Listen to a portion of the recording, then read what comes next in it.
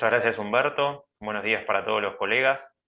Bueno, en esta oportunidad tenemos ya la reglamentación de los cambios en el monotributo, que no solo abarcan las novedades del paquete fiscal que hemos conversado en ediciones anteriores, sino los incentivos previstos en la Ley 27.737, que oportunamente también en el ciclo se han analizado por parte de la contadora Signani.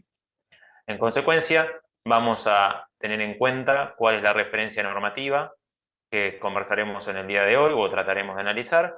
La ley 27.737 en el capítulo 3, la parte pertinente del monotributo. La ley 27.743, paquete fiscal, título sexto, vinculado al monotributo.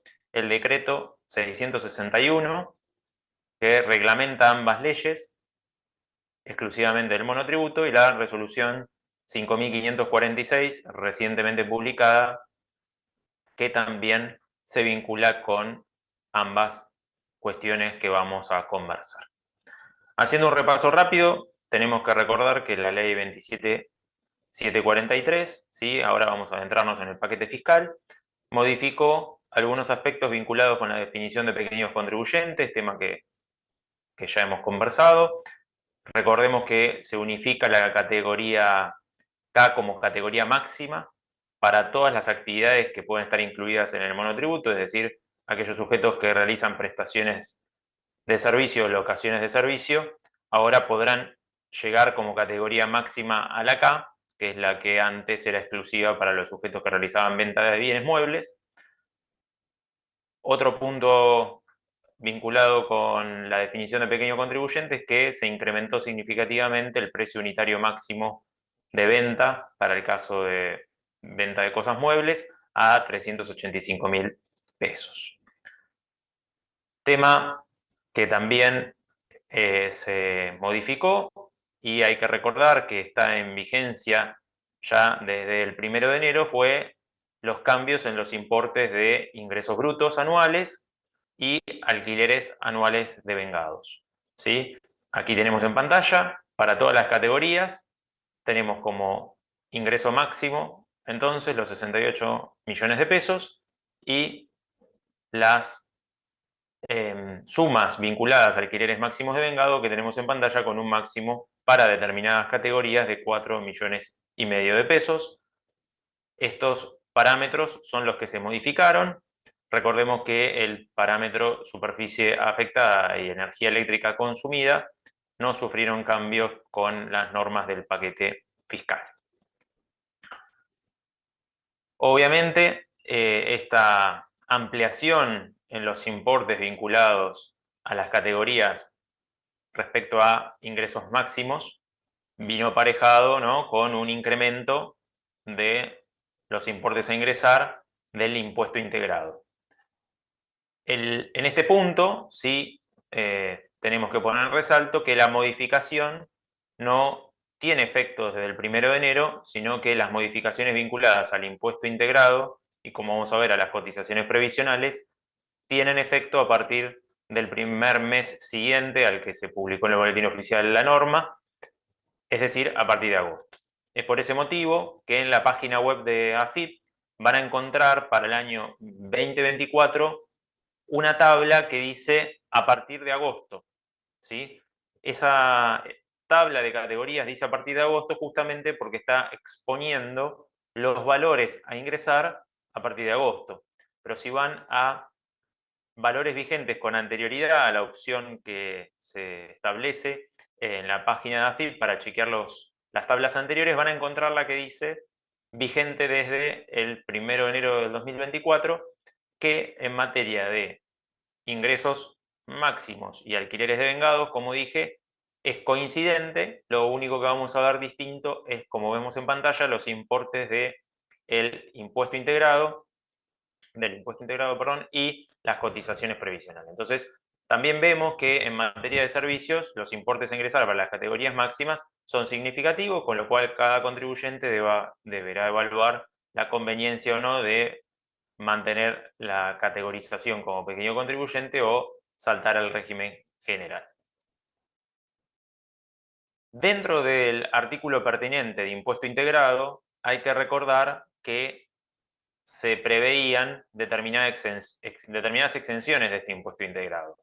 Una de ellas era para los sujetos de la actividad primaria que estaban encuadrados a categoría A, los sujetos del monotributo social, por decirlo de una manera simplificada, que también estaban encuadrados a categoría A, y determinados sujetos encuadrados en la categoría A y B que no efectuaban determinadas actividades o no tenían ingresos por determinadas actividades, como por ejemplo no tenían que tener ingresos por empleo en relación de dependencia o no tenían que tener ingresos por alquileres a los fines de gozar la exención. Bueno, estas tres exenciones, a partir de la sanción de la ley 27.743, quedan sin efecto. Como dije, la vigencia es a partir de agosto. Es por ese motivo que la resolución general 5.546 establece que la AFIP va a actualizar, ¿sí?, las credenciales vinculadas con los sujetos de la actividad primaria que estaban encuadrados en la categoría A y a los sujetos que estaban en el tercer punto, pedido contribuyente encuadrado en la A y B como exentos, ya que a partir de agosto estos contribuyentes deberán ingresar el impuesto integrado, ya que, como dije, no podrán gozar de la exención porque la misma quedó derogada. Otro punto a destacar, como dijimos, es el incremento de las cotizaciones previsionales, tanto en materia de jubilación como de obra social. El mismo caso que mencioné para el impuesto integrado, tenemos que dividirlo en dos. Hasta julio un valor, a partir de agosto otro valor. Así que aquí lo tenemos en pantalla para que lo tengan a mano en el material. Otro cambio que hemos conversado y que hemos destacado es la actualización del mecanismo, ¿sí?, de la pauta de actualización que prevé el artículo 52 del anexo de la ley de monotributo. A partir del año 2025 se hará semestralmente para todos los ítems que deben actualizarse y se tendrá en cuenta el IPC. Recordemos que la delegación que tenía anteriormente la norma para la actualización semestral era una delegación en el Poder Ejecutivo y solo abarcaba la posibilidad de actualizar ingresos. Bueno, hoy, afortunadamente, pasa a IPC, antes era movilidad, y cuando se actualiza se va a actualizar todo, es decir, ingresos brutos, alquileres devengados y el precio máximo unitario de venta, y también los importes a ingresar, entre otros conceptos vinculados a el monotributo social. Esto, recuerden, que rige a partir del año 2025. Sin embargo, se delegó en el Poder Ejecutivo incrementar en el año 2024, si así lo estima conveniente, ¿sí?, los importes que hemos mencionado hace unos instantes, con lo cual veremos de aquí a diciembre si se efectúa o no algún tipo de actualización, porque insisto, esto es una delegación y será el Poder Ejecutivo quien decida aplicar esta actualización o no. Y ahora ya vamos acercándonos a uno de los platos fuertes de los cambios en el monotributo, que es la posibilidad de reingreso al régimen bajo determinadas condiciones. Aquí vamos a exponer el artículo de la ley, el artículo pertinente del decreto reglamentario y el artículo pertinente de la resolución, para que vayamos distinguiendo algunas particularidades y cómo fue evolucionando, ¿sí?, el tema a medida que pasó el tiempo y tuvimos conocimiento de las nuevas normas reglamentarias. Entonces, lo importante es que este reingreso tenía que ser fijado por ley, con lo cual la ley 27.743 en su artículo 96 dispuso el reingreso de los pequeños contribuyentes que hubieran quedado excluidos de pleno derecho del régimen simplificado desde el 1 de enero del 2024 hasta la entrada en vigencia de la ley. La entrada en vigencia de la ley fue el 8 de julio, con lo cual aquí los hitos temporales eran a partir del 1 de enero del 2024 hasta el 7 de julio. Si había quedado excluido ahí de pleno derecho, iba a poder reingresar en la medida que esa exclusión se haya generado como consecuencia de los parámetros que se actualizan, es decir, por haber superado los ingresos máximos, por haber superado los alquileres anuales de vengado o haber superado el precio unitario máximo de venta. Esto en materia de lo fijado por la ley. ¿Y por qué necesitábamos la ley? Porque recordemos que las normas generales del monotributo me permiten reingresar una vez que, si quedé excluido, una vez que transcurran 3 años calendarios posteriores a que se produjo la exclusión y si solicité algunos beneficios de la ley de sostenimiento, la 27618, se me extiende un año más. Entonces, ¿qué dice la ley? Bueno, si quedaste excluido de pleno derecho, no se va a computar el plazo previsto en el artículo 19. Como ya mencioné en otras oportunidades, el artículo 19 no se vincula con la exclusión, se vincula con la renuncia, ¿sí? Sin perjuicio de que este artículo menciona los plazos que mencioné hace instantes. Entonces, acá tenemos otro punto que se generaba una controversia, era qué se entendía por excluidos de pleno derecho, ya que la resolución general que reglamenta el monotributo parecía, conforme sus capítulos, que la exclusión de pleno derecho es cuando la FIP te excluye, ya sea de manera presencial o sistémica, pero en realidad si vamos al artículo 20 de la ley del monotributo, todas las exclusiones son de pleno derecho. En consecuencia, quedan incluidas todas las exclusiones que tengan origen en los 3 puntos que dije: ingresos, alquileres o precio máximo unitario. Ahora vamos a ver qué dice el decreto reglamentario en el artículo 11, concretamente su primer párrafo. Que los sujetos que hubieran resultado excluidos del régimen simplificado o hayan renunciado a fin de solicitar el alta en el régimen general a partir del 1 de enero del 2024 y hasta el 31 de julio del 2024, van a poder reingresar al régimen, ¿sí?, sin tener en consideración los plazos previstos en el artículo 19 y 21, obviamente en la medida que cumplan las restantes condiciones para poder acceder al régimen simplificado para pequeños contribuyentes. En consecuencia, acá tenemos 2 novedades. La primera es que se amplía el plazo.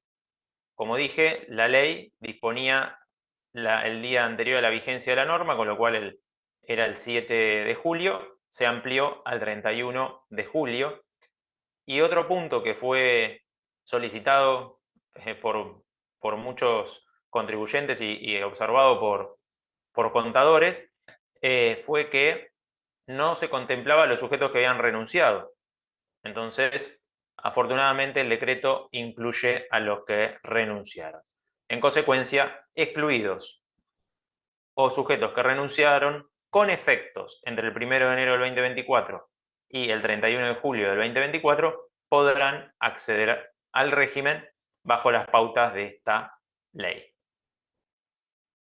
Y ahora tenemos que tener en cuenta también que hay una condición adicional para los sujetos que prestaban servicio. El tercer párrafo del artículo 11 del decreto dispone que aquellos sujetos que quedaron excluidos por haber superado la categoría H, pero se mantuvieron en el régimen, es decir, no exteriorizaron la exclusión, van a poder reingresar en la medida que hayan pagado los importes correspondientes a la categoría H con posterioridad a la exclusión. Es decir, si yo estaba en la categoría C y superé los montos de servicios para la categoría H y no me categoricé en la categoría H y empecé a pagar la H con posterioridad a esa exclusión, bueno, según surgiría del decreto, no podría solicitar la reincorporación al régimen, pues la condición o mantener la condición de contribuyente adherido al régimen, porque no cumplo con la condición de haber pagado el importe correspondiente a la categoría H. La resolución de esto nada dice, ¿sí?, la resolución general 5546, con lo cual veremos si hay alguna aclaración al respecto o solo queda como enunciado en el decreto y nada más. Y ahora sí, yendo a la parte práctica, la resolución 5546, que se publicó el lunes, dispone que aquellos sujetos que quedaron excluidos Acá vuelven a aclarar lo mismo que decía la ley: por haber superado el precio unitario máximo de venta, los ingresos brutos anuales o los alquileres anuales de devengados vigentes con anterioridad a la sanción de la ley 27743, o hubieran renunciado con efectos a partir del 1 de enero y hasta el 31 de julio del 2024, van a poder solicitar el reingreso al régimen, ¿sí?, sin tener en cuenta los plazos del artículo 19 y 21 de la ley de monotributo, que eran, como dije, 3 años calendarios posteriores y un año adicional en la medida que haya solicitado un beneficio del régimen de sostenimiento.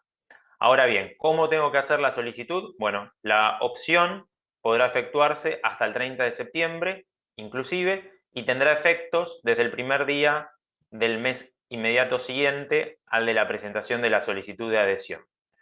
Es decir, si solicito la reincorporación o el reingreso al régimen simplificado en agosto, bueno, a partir de septiembre podré estar en el monotributo nuevamente.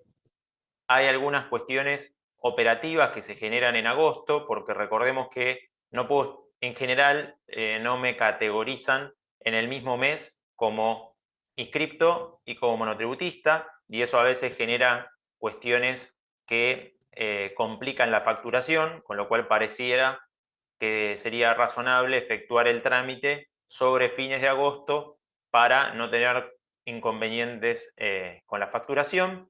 El trámite se efectúa a través de el alta, no hay un botón especial, sino tenés que pedir el alta en el monotributo otra vez, y automáticamente te debieran dejar. Hasta estos últimos días había algunos inconvenientes con aquellos que habían solicitado el beneficio de sostenimiento, que les decía que no podían volver a ingresar al monotributo porque estaban gozando de estos beneficios. Reitero, esos beneficios están previstos expresamente en el artículo 21.1 y 21.2, y el plazo adicional para la imposibilidad de reingreso están en el 19 y en el 21, con lo cual, según la normativa, tanto legal como reglamentaria, me tendrían que dejar reingresar. Debe ser un tema sistémico, con lo cual veremos si en los próximos días se soluciona. Hasta aquí entonces con lo que es el paquete fiscal y sus normas reglamentarias. Ahora vayamos a lo que es la ley 27.737. Hay que recordar que la ley 27.737 en una primera instancia lo que hacía, bueno, sus dos primeros capítulos, eran modificar el Código Civil y Comercial y lo que fue conocida como la ley de alquileres. Pero en su capítulo 3 se dispuso una serie de incentivos vinculados con el impuesto a los bienes personales, el impuesto a las ganancias, el impuesto a los débitos y créditos y el monotributo. Cuando el decreto de necesidad de urgencia 70 deroga la ley de alquileres, lo que se deroga, insistimos, es la ley de alquileres, pero no se deroga la ley 27.737, con lo cual quedan vigentes los beneficios o incentivos, como dice la norma, del capítulo 3. Respecto del monotributo, hay que recordar que esta ley modifica el inciso E del artículo 2 en dos aspectos.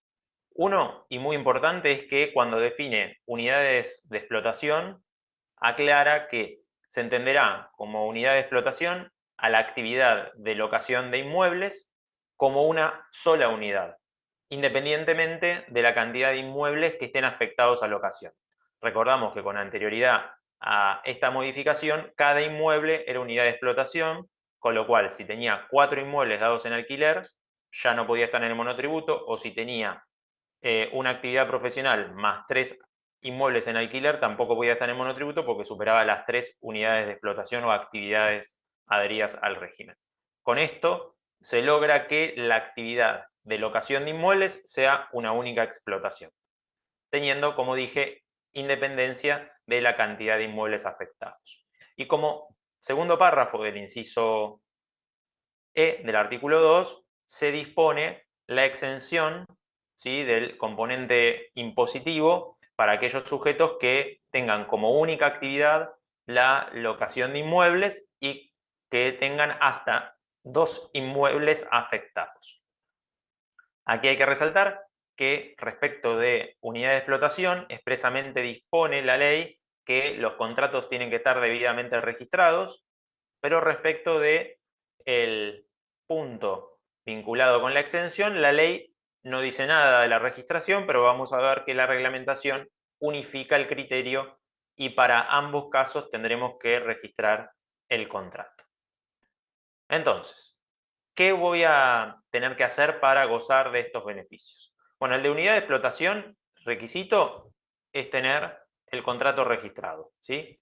Para que se entienda como unidad de explotación la actividad de alquiler, todos los contratos tienen que estar registrados. Porque si no registro los contratos, pierdo esta caracterización de actividad de alquiler como un todo.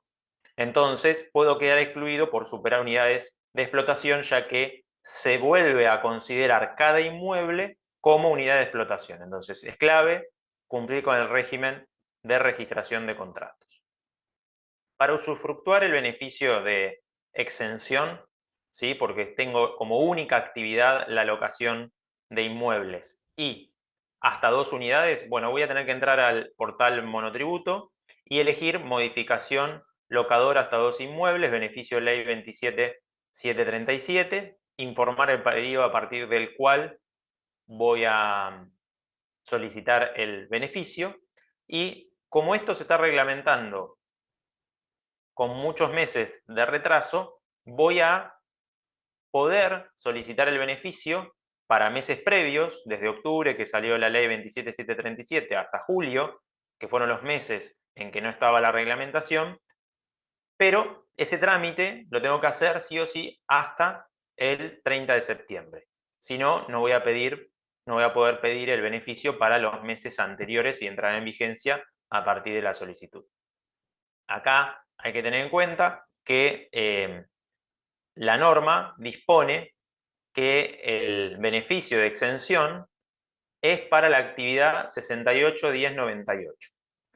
Si vamos al decreto, dice cualquier destino. Si vamos a la resolución, plantea que el contribuyente tiene que estar inscripto en la 68.10.98. Pero en el copiar y pegar, pareciera que se olvidaron una palabra, porque la 68.10.98, según el nomenclador, es para el servicio inmobiliario realizado por cuenta propia con bienes propios o arrendados, pero urbanos. Dice, con bienes urbanos propios o arrendados, porque si vamos al nomenclador, los bienes propios rurales responden a la categoría al número de código 68.10.99. Entonces, si bien el decreto decía cualquiera fuera el destino, y pareciera que iban a ser todos, bueno, la resolución lo lleva a la actividad 68.10.98 y encima cuando la copian y pegan, omiten el concepto de urbano. Entonces tenemos que tener en cuenta esto y se deberá registrar el contrato conforme lo prevé la resolución 5545, que es la resolución que salió el lunes modificando el régimen RELI, que se prevé que se deberá registrar el contrato a los fines de gozar de los beneficios del capítulo 3 de la 27737. Prácticamente no tiene cambios respecto de la norma que estaba vigente con anterioridad. Un punto adicional que estableció el decreto es que para gozar del beneficio de exención, cuando habla de como única actividad la locación de inmueble, el decreto permite que se tengan otras actividades que no deben ser consideradas como tales a los fines de la categorización en el monotributo o su recategorización. Ejemplo, empleo en relación de dependencia, jubilación, director de sociedad. Entonces, si yo tengo hasta 2 inmuebles, mi única actividad para adherirme al monotributo es la locación de inmuebles y adicionalmente soy empleado en relación de dependencia, podré solicitar el beneficio.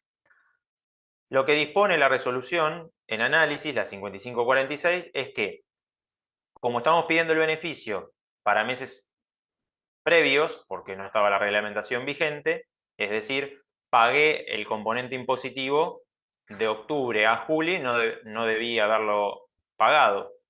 Bueno, lo que dice la resolución es que voy a poder reimputarlo a través del servicio cuenta corriente monotributista de autónomos, o en su caso pedir la devolución, perdón, según la resolución de la DGI 2224. Entonces, si no tengo deuda, va a ser un poco difícil reimputar esos meses, porque si yo vengo pagando regularmente y mi única actividad es la de locación, lo único que pagué en su momento fue el componente impositivo y ahora en más no tengo que pagar más nada.